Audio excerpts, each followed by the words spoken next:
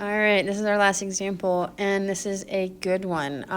You're going to notice that a lot of these quadratics are from example A and example B. So we've kind of already solved them, but now we're solving them together. And the question here that I want you guys to think about, or that I prompted you to think about, is how many solutions does this have, and can we solve it? Well, if we come at this from the perspective of anything to the 0 power is equal to 1, that's one way we can start it. So if I take that exponent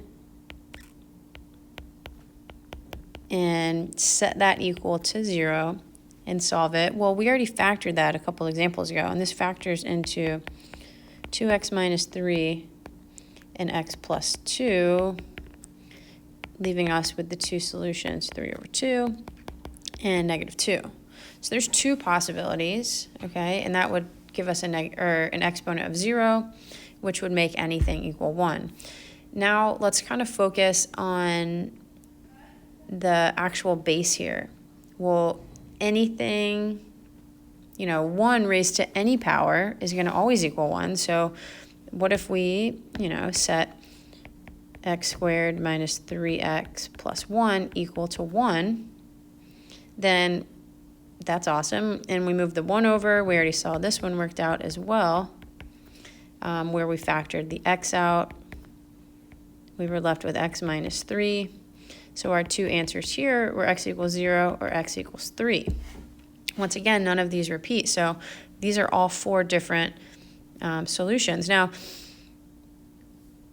we also talked about something different in that example B, where what if our base is a negative 1? Negative 1 raised to an even power is always going to be 1. Well, that's kind of tough for us right now to solve this, especially without technology.